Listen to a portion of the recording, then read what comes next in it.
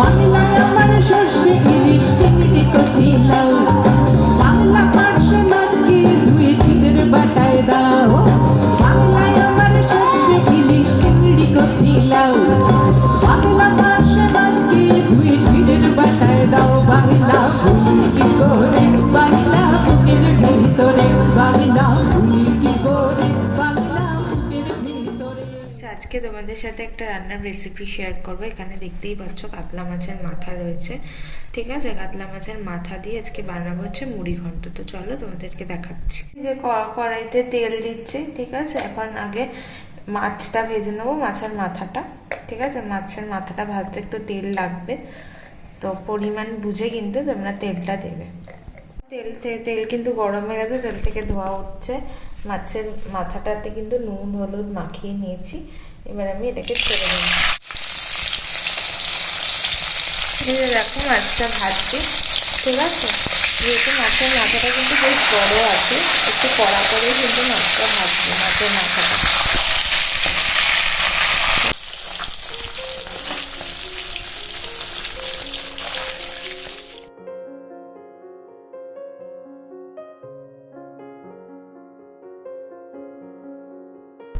আচ্ছা, মুড়ি ঘন্টার জন্য দেখো মিডিয়াম করে 3টে আলু আমি ডুমো ডুমো করে কেটে নিয়েছি।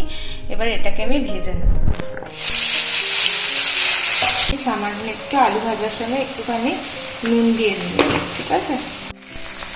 আমি আর আলাদা করে হলুদ দিলাম না, কারণ যেহেতু মাছ ভাজার তেলেই আমি আলুটা ভাজছি, তো সেই কারণে যেহেতু মাছ ভাজার তেলটা হালকা হলুদ হয়েই আছে, তো সেই কারণে আমি আর আলুটাতে হলুদ দিলাম না। আলুগুলো ভাজা হয়ে গেছে, আমি এখন আলুগুলো তুলে নিচ্ছি, ঠিক আছে। আচ্ছা, এবারে আমি ফোড়ন দিয়ে দেবো তেজপাতা, শুকনো লঙ্কা, গোটা গরম মশলা, ঠিক আছে। দিয়ে এবার আমি এটাকে একটুখানি ভাজবো যতক্ষণ না ফোড়নের একটা গন্ধ থাকবে।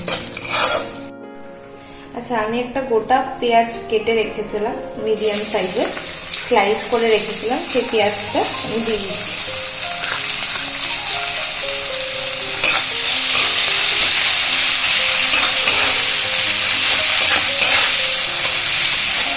পেঁয়াজটা হালকা ভাজা হবে। আগে 2 চামচ আদা রসুনের পেস্ট দিলাম, ঠিক আছে।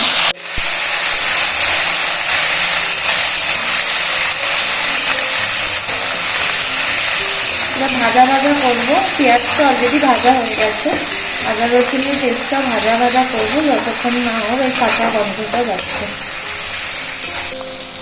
মুড়ি ঘন্টের জন্য যে উপকরণটা লাগবে সেটা কিন্তু গোবিন্দভোগ চাল কিন্তু একটু ভিজিয়ে রাখতে হবে, কারণ মেন কিন্তু গোবিন্দভোগ চাল দিয়েই কিন্তু রান্নাটা হবে।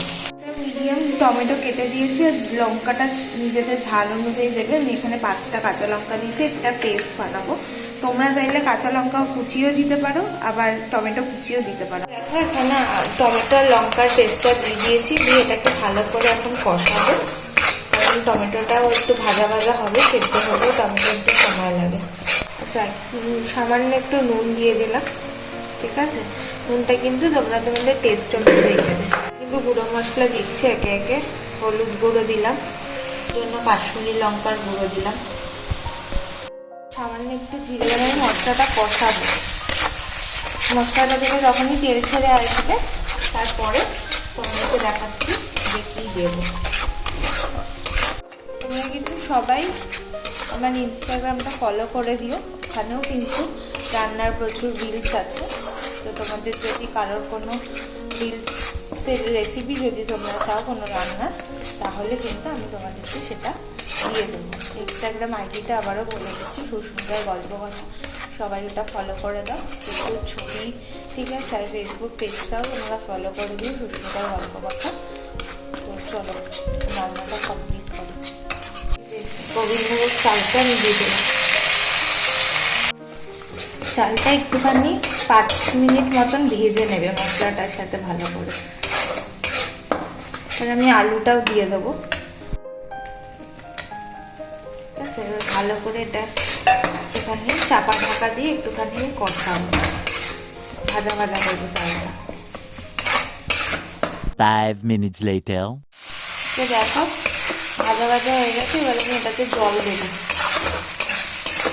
দেখো জল অ্যাড করছি আমি, ঠিক আছে।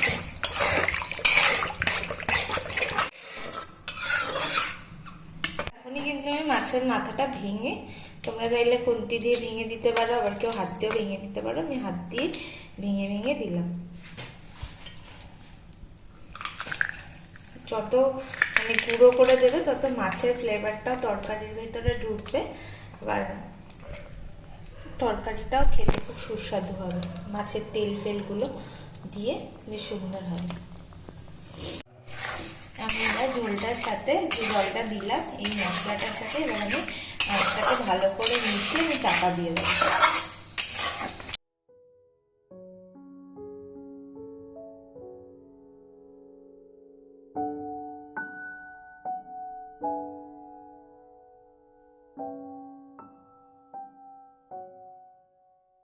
Later. অনেকে কিন্তু আবার ঝোলা ঝোলা মুড়ি ঘন্ট খেতেও ভালোবাসে, কিন্তু আমি একটু গামাখা খেতেই পছন্দ করি।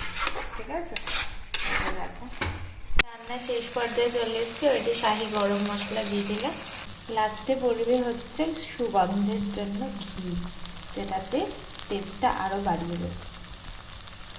এইভাবে কিন্তু খুব সহজেই কিন্তু ঘরোয়া কিছু উপকরণ দিয়ে মুড়ি ঘন্ট বানানোর জন্য মানে খুব এলাহি উপকরণ কিছু লাগে না। ঠিক আছে, তো তোমরা এই উপকরণ দিয়ে কিন্তু তোমরা গোবিন্দভোগ চালের জায়গায় তো আতপ চাল দিয়েও কিন্তু করতে পারো। আতপ চালটা ভিজিয়ে রাখবে, ঠিক আছে, আতপ চালটা ভিজিয়ে রেখেও কিন্তু করতে পারো। বাট গোবিন্দভোগ চাল দিয়ে করলে পরে গোবিন্দভোগ চালের মধ্যে নিজস্ব একটা গন্ধ আছে, তো সেটা রান্নায় খুব ভালো ঢুকবে। তো আমার কিন্তু রান্না কিন্তু রেডি মুড়ি ঘন্ট। আচ্ছা, মুড়ি ঘন্ট কিন্তু রেডি হয়ে গেছে। এবার আমি এটাকে সার্ভ করবো। তো এই যে আমার মুড়ি ঘন্ট রেডি। তোমরাও কিন্তু বাড়িতে কিন্তু বানিয়ে খুব সহজ উপকরণ দিয়েই মুড়ি ঘন্ট বানানো যায়। আর আমার কিন্তু নতুন ট্রাভেল সিরিজ আসছে, তোমরা সবাই একটু সুস্মিতার গল্পকথাতে চোখ রেখো আর আমাকে একটু সাপোর্ট করো, ভালোবাসা দাও। ভিডিওটা ভালো লাগলে জানো কি করতে হবে, ভিডিওটা ভালো লাগলে লাইক করবে, কমেন্ট করবে, সাবস্ক্রাইব করে বেল আইকনটা প্রেস করে দেবে, যাতে এরকম রান্নার ভিডিও, ট্রাভেল ভিডিও তোমাদের আসার সাথে সাথেই যাতে তোমরা নোটিফিকেশন পেয়ে যাও।